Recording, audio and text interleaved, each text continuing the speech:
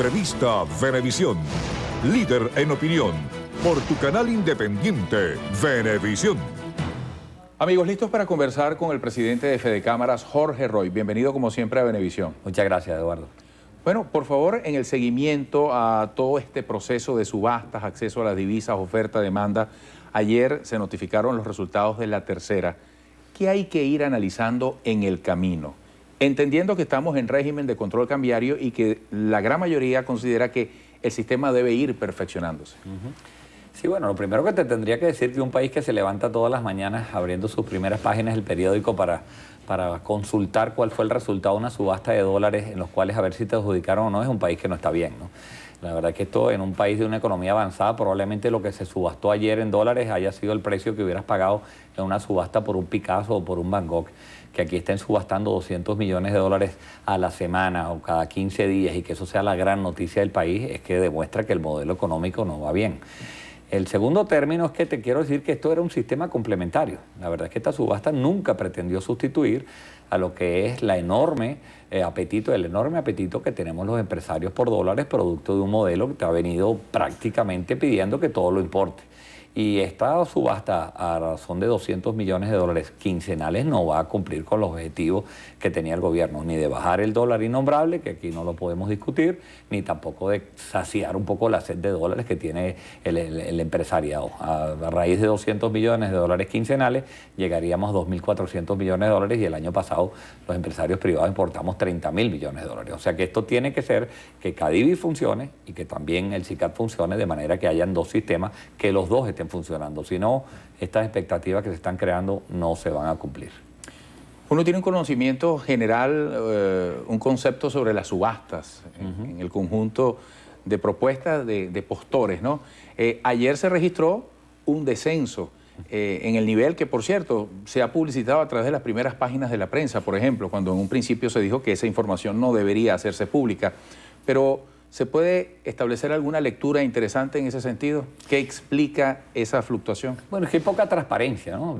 Recordemos primero la primera rueda de prensa para la primera subasta, nos dijeron que iba a ser el tema Vickery, que todo el mundo se quedó preguntándose qué era. Ayer Armando León nos aclara que ya no es el Vickery, sino que es el Gauss. Yo no sé si para la tercera le van a poner otro nombre, porque ellos para inventar un nombre son particularmente ingeniosos. Lo cierto es que nadie sabe cómo funciona esto. Hay quienes ofrecen a 16 y se quedan sin nada. Y hay quienes ofrecen muy bajo y también se quedan sin nada. Entonces esto es más que una subasta, es una asignación bastante discrecional, donde el Ejecutivo decide cuál es un rango y decide más o menos a qué sectores van cubriéndole las expectativas. Esta semana hay que comprar útiles escolares, vamos a darle los útiles escolares. Viene la Navidad porque vienen juguetes, vamos a darle los juguetes. Margarita no tiene prácticamente nada, vamos a darle a Margarita. Pero es que una economía no funciona así. La economía tendría que ser no una cosa de ir poniendo parchecitos, sino que tú tuvieras un modelo que realmente fuera funcionando, donde todos los sectores y todas las regiones tengan acceso a unas divisas con unas reglas claras de juego. Ahora, las subastas son apenas uno de los pasos que se dan en materia de política pública para atender un asunto tan complejo en la economía como la inflación y el abastecimiento. Por poner un ejemplo, está el sector de las clínicas de la salud privada, bueno, preocupados, advirtiendo sobre la inviabilidad del servicio, si se aplica la regulación que plantea el Ejecutivo, y hablan de los insumos. ¿Cuál es la perspectiva de la inflación en este momento, cuando en algunos sectores se pretende, se llama a regular precios? Tú acabas de dar la clave, porque el tema es que sigues poniéndole controles y crees que desde una oficina, a lo mejor algunos funcionarios que en su vida han pagado una nómina, pueden decidir cómo la economía funciona. Y esto es un tema complejo. Lo de las clínicas está jugando ya con la salud de la gente. Esta Providencia 294, yo no discuto que se puedan racionar y que pueda haber un diálogo en los cuales algunos precios pudieran ajustarse, pero el transar prácticamente unos señores que se sienten iluminados, decir cuánto tienen que cobrar por una operación, muchos de ellos ni siquiera son médicos, es un tema muy peligroso. El tema de las clínicas es un tema que está en estos momentos en el tapete y que hay que tomarle una consideración. En Fedecámara estamos muy preocupados por este tema fundamentalmente ahora. Pero tú dijiste una cosa que es clave, el gobierno tiene que decidir entre dos cosas ahora y prácticamente es una decisión que te agarra el chingo o te agarra el sin nariz, como decimos los venezolanos, desabastecimiento o inflación. Las dos cosas no vas a poder tenerlas. Parece que el gobierno decidió irse por la vía de la inflación, por eso es que los números son tan altos. Ha liberado algunos precios, ha permitido que haya un poco que funcione la economía y vas a encontrar otra vez productos en el mercado. Pero los vas a encontrar caros, pero los vas a encontrar.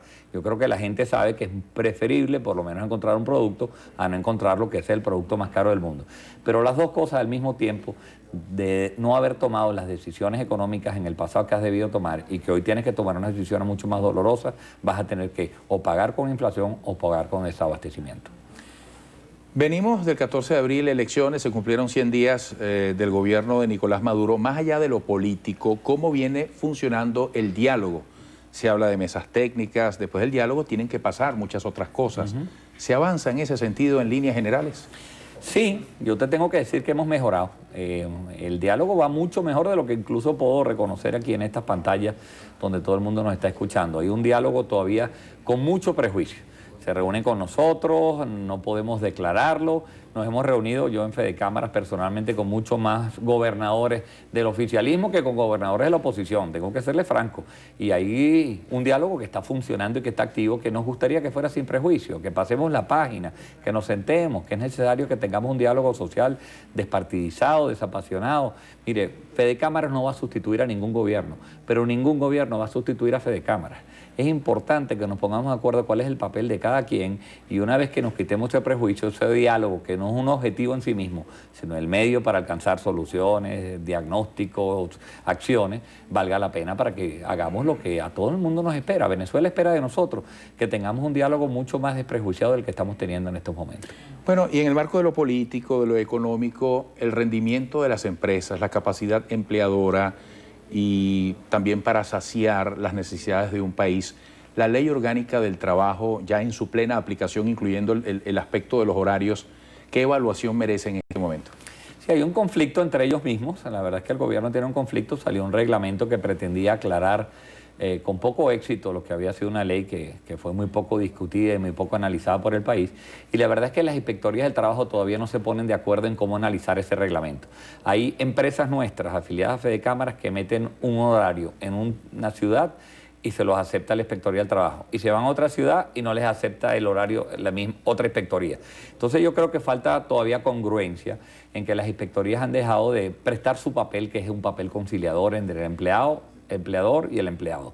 En estos momentos las inspectorías son prácticamente inoperantes. Ojalá que vuelvan las inspectorías a ocupar las posiciones que tienen, que son conciliadores, entes conciliadores en el empresariado y entre el trabajador.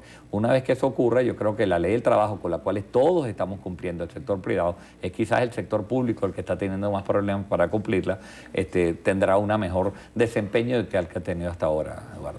Usted acaba de reconocer que se avanza en el tema del diálogo. Sí. Uno ha visto factores que no eran convocados y que están participando en mesas técnicas. Eso es correcto. Algo que siempre suele aludirse desde el sector privado y es la necesaria confianza, la seguridad jurídica, el tema de expropiación, de intervenciones. En ese sentido, ¿hay algo nuevo que decir? Lo nuevo que hay que decir es que yo siento que en el gobierno hay dos bandos. Los dos están convencidos que el modelo no está funcionando demasiado. Unos creen que es porque no han profundizado mucho y otros creen que hay que cambiar las cosas. Yo creo que nos estamos entendiendo mucho más con el segundo bando, que no sé todavía si es mayor o menor. Hay que ver cómo van a ser, quién gana dentro del propio gobierno. Pero dentro de ese bando sí sienten que hay que hacer unos cambios importantes al modelo económico. Y esos cambios que hay que hacer fundamentalmente son devolverle confianza al empresariado venezolano. Decirles no va a haber más expropiaciones, te voy a ver las... Tenemos pocos dólares, vamos a ver cómo nos ponemos de acuerdo para asignarlos. Todos sabemos eso, pero discutamos cómo se deben asignar. Que la ley del trabajo realmente proteja al empleado, que es verdaderamente honesto, y no una ley de inamovilidad que protege y prácticamente ha desprestigiado a todo el sector laboral. Que las empresas básicas no haya más expropiaciones y que por lo menos produzcan los bienes y consumos que necesita Venezuela. En fin, cuando haya esa confianza, que es producto de ese diálogo despartidizado, desapasionado y desprejuiciado que tendría que haber, yo creo que nos vamos a encontrar mucho mejor en el país. Bueno, el Ejecutivo nos dice que ha hecho visitas importantes en el marco de Mercosur, acompañado por empresarios venezolanos. Se está haciendo una invitación a que seamos más eficientes para ir a ese intercambio. ¿Cómo aprecia Fedecámaras ese camino? Nosotros sentimos que ha habido algún empresario, y lo puedo con esta mano puedo señalar a los que han acompañado al Ejecutivo al Mercosur. La verdad es que hay otras turistas que acompañan al presidente que no son verdaderamente empresarios. El saber cuál es la realidad empresarial es una actividad muy compleja. Personalmente soy presidente de una institución de Fedecámaras y yo no sé exactamente lo que pasa en el agro, en el turismo, en todos. Yo tengo un conocimiento general de todos los conceptos, pero llevarse a profesionales expertos en la materia que discutan nada más y nada menos que barreras arancelarias, que discutan negociaciones tan complejas con señores que están súper preparados contra nosotros. Es un tema complejo, tendría que ser una delegación muy amplia y muy sectorizada y muy preparada en todos los diversos sectores. Eso no está ocurriendo. Así que siento mucho más que estas reuniones y embajadas políticas que estamos haciendo son más de carácter político que de carácter comercial. Hasta ahora no hemos visto ningún resultado con el Mercosur los empresarios venezolanos. Viendo desde otro ángulo el futuro del país, el emprendimiento, que Fedecámaras desde hace algún tiempo incluso tiene programas formales para conexión con las realidades sociales y motivar en ese sentido. El venezolano, el emprendedor, ¿cómo reacciona en un marco de tanta complejidad como el de hoy? ¿Se desanima, desiste, insiste? Y qué bueno que me está señalando ese punto. Una muchacha del 23 de enero, en un seminario que tuvimos ahora de emprendedores, dijo que la palabra emprendedor era muy bien vista en el barrio, pero la palabra empresario era muy mal vista. Y la verdad es que yo me quedé pensando, ¿no? ¿Cuál puede ser la diferencia? Son cosas distintas. Sí, y no son. Una cosa es sustantiva y otra cosa es adjetiva. Ser emprendedor es adjetivo. Ser sustantivo es un empresario. Yo sueño con que un emprendedor, su meta sea ser un empresario. En fin, yo comienzo con una idea, que es un sueño, que la reproduzco, pero una vez que la convierto en una compañía, en una organización que procura beneficio a sus accionistas, a sus trabajadores, a la comunidad, te convierte en empresario. O sea, es como que tú fueras criollito y sueñes con jugar Grandes Ligas. Y la verdad es que no me daba cuenta de que de verdad hay unos conceptos que están como enfrentados. Nosotros estamos dedicando mucho esfuerzo ahorita en Fedecámaras primero a crear nuevos emprendedores, pero que salgan con el concepto de que tu sueño algún día es ser empresario. La meta de un empresario pequeño, de un emprendedor pequeño que tienes una idea, es ser un gran empresario el día de mañana. ¿Qué tal ser presidente de Fedecámaras en estos tiempos? Hasta ahora, ¿cómo ha resultado la experiencia? Un mes complejo, un mes movido. La verdad es que no es lo mismo estar del otro lado de la mesa, como le decía mi tocayo de vicepresidente, que de vicepresidente. Gracias a Dios que tenemos una organización, un equipo maravilloso. Y bueno, ha sido un mes muy complicado, pero sé que nos vienen unos tiempos difíciles. La verdad es que me ha tocado un momento muy interesante en mi vida personal, que es un reto que estoy dispuesto a asumir y que Dios mediante, con ese equipo maravilloso que nos acompaña, saldremos bien parados. Saludos y mucho éxito. Gracias a ti, Eduardo. Hasta pronto. Jorge Roig, presidente de Fedecámaras, hoy con ustedes y nosotros en Noticiero Venevisión.